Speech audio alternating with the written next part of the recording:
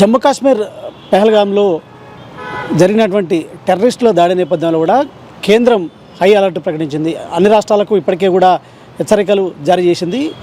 ఈ నేపథ్యంలో కూడా ఏదైతే ఉగ్రవాదులు మళ్ళీ దాడి చేసే అవకాశం ఉందని కూడా ఎన్ఐఏ హెచ్చరికలు జారీ చేసిన నేపథ్యంలో కూడా కేంద్ర ప్రభుత్వం అలర్ట్ అయింది. అన్ని రాష్ట్రాలకు హై అలర్ట్ హై అలర్ట్ని చేసిన పరిస్థితి. ఈ నేపథ్యంలో కూడా ప్రత్యేకంగా తెలంగాణకు సంబంధించి కూడా ఏదైతే తెలంగాణకు సంబంధించి కూడా కేంద్ర ప్రభుత్వం హెచ్చరికలు జారీ చేసిన నేపథ్యంలో కూడా కేంద్ర ప్రభుత్వం కూడా దీనికి సంబంధించి ఎప్పటికప్పుడు కూడా తెలంగాణ ప్రభుత్వానికి కూడా చెప్తున్న పరిస్థితి. ఎందుకంటే గతంలో కూడా తెలంగాణలో ఉగ్రదాడులు జరిగిన పరిస్థితి.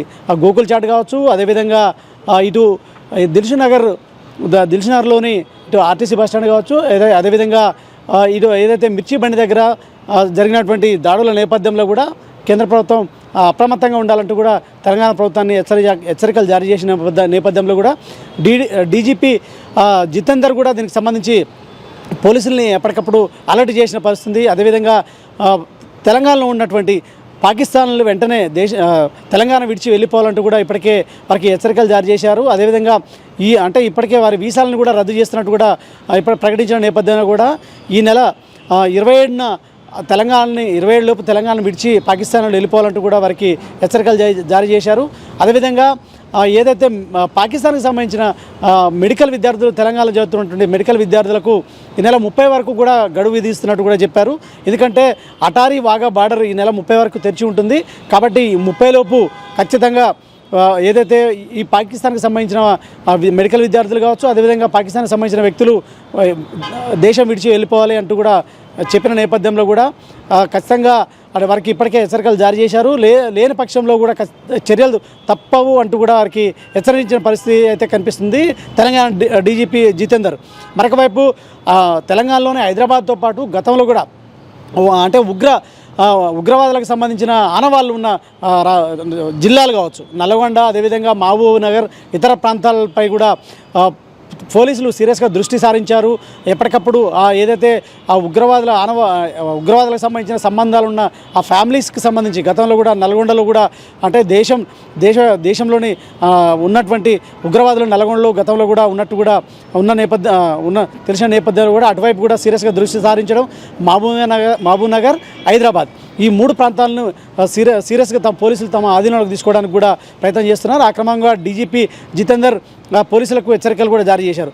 ఏదైతే పహల్గాంలో జరిగినటువంటి టెర్రరిస్టుల దాడిలో అమాయక ప్రజలు పర్యాటక ప్రాంతమైన అక్కడికి వెళ్ళి ఆహ్లాదంగా గడపడానికి వెళ్ళినటువంటి అమాయక ప్రజలపై కూడా వారు దాడులు జరిపి వారిని చంపిన నేపథ్యంలో కూడా 30 మంది ప్రాణాలు కోల్పోవడం, కుటుంబాల్లో విషాద ఛాయలు అనుకున్నాయి. దేశవ్యాప్తంగా కూడా ఒక్కసారి ఉలిక్కిపడ్డ పరిస్థితి. ఎందుకంటే గతంలో జరిగినటువంటి ఉగ్రదాడులు మళ్ళీ జరగబోతున్నాయా అంటూ కూడా అందరూ ఏదైతే ఆందోళన వ్యక్తం చేస్తున్న పరిస్థితి. ఈ క్రమంలో కూడా కేంద్ర ప్రభుత్వం సీరియస్గా దృష్టి సారించి పాకిస్తాన్కి సంబంధించి ఇప్పటికే ఆ ఉగ్రవాదులు పాకిస్తాన్కి సంబంధించిన వ్యక్తులుగా తేలడంతో కూడా వారిని ఖచ్చితంగా మట్టుబెట్టడానికి ఇప్పటికే కేంద్ర బలగాలు వారిని క్షుణ్ణంగా ఏదైతే వెతుకుతున్న పరిస్థితి. మొత్తం అక్కడ చుట్టుముట్టిన భద్రతా బలగాలు, ఇటు ఆర్మీతో పాటు భద్రతా బలగాలు చుట్టుముట్టి టెర్రరిస్టులను మట్టుబెట్టే విధంగా కూడా ముందుకు పోతున్న పరిస్థితి కనిపిస్తుంది ఆ ప్రాంతంలో. సో ఈ క్రమంలో కూడా పాకిస్తాన్కి సంబంధించిన సంబంధాలన్నీ కూడా తెంచేస్తున్నట్టు కూడా కేంద్ర ప్రభుత్వం ప్రకటించింది. అదేవిధంగా ఇప్పటికే హై లెవెల్ మీటింగ్ కూడా ఏర్పాటు చేశారు. రాజ్నాథ్ సింగ్ అధ్యక్షతన ఈ సమావేశం జరిగింది.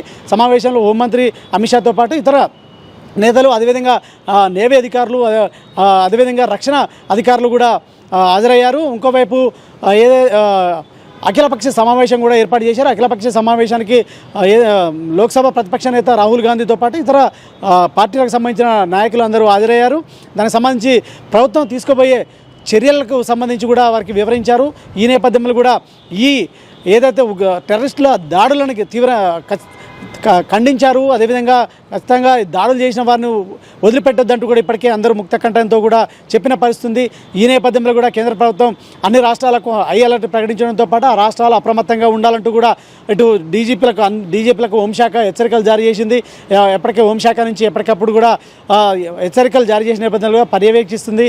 ఏదైనా భద్రతా చర్యలకు సంబంధించిన అంశాలపై కూడా ఆ రాష్ట్రాల డీజీపీలతో కూడా ప్రత్యేకంగా ఏదైతే వర్చువల్గా కూడా సమావేశం ఏర్పాటు చేసి ఎప్పటికప్పుడు పరిశీలిస్తున్న పరిస్థితి.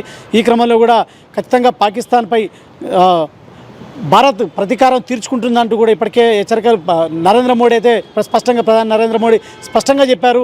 ఖచ్చితంగా ఎవరిని వదిలిపెట్టాం, ఖచ్చితంగా వారి అంతూ తేలుస్తామంటూ కూడా ఇప్పటికే నరేంద్ర మోడీతో పాటు హోంశాఖ మంత్రి అమిత్ షాతో పాటు రక్షణ శాఖ మంత్రి కూడా చెప్పిన పరిస్థితి. ఈ క్రమంలో కూడా ఇటు తెలంగాణ ప్రభుత్వాన్ని కూడా హెచ్చరించింది.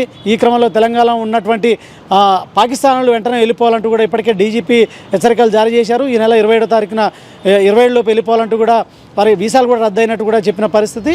సో మొత్తంగా చూసినట్టయితే తెలంగాణ ఈ ఉగ్రదాడి నేపథ్యంలో కూడా తెలంగాణ హై అలర్ట్ ప్రకటించింది. హై అలర్ట్ నేపథ్యంలో కూడా ఎప్పటికప్పుడు అన్ని ప్రాంతాలను అయితే క్షుణ్ణంగా పరిశీలిస్తున్నారు. సమస్యాత్మక ప్రాంతాలైనటువంటి ఇటు పాతబస్తీ కావచ్చు, నాంపల్లి, అదేవిధంగా దిల్సుఖ్ నగర్, కోటి, ఆబిడ్స్, ఎందుకంటే గతంలో ఈ ప్రాంతంలో ఉగ్రదాడులు జరిగాయి. అదేవిధంగా లుంబిని పార్క్, ఈ ప్రాంతాలలో మళ్ళీ పోలీసులు అయితే ఎప్పటికప్పుడు పర్యవేక్షిస్తున్న పరిస్థితి కనిపిస్తుంది. మొత్తంగా ఏదైతే తెలంగాణ ప్రభుత్వం కూడా ఉగ్రదాడుల నేపథ్యంలో కూడా హై అలర్ట్ ప్రకటించిందని చెప్పొచ్చు. కెమెరామ్యాన్ నీరజ్తో శ్రీనివాస్, మెగా 9 టీవీ, హైదరాబాద్.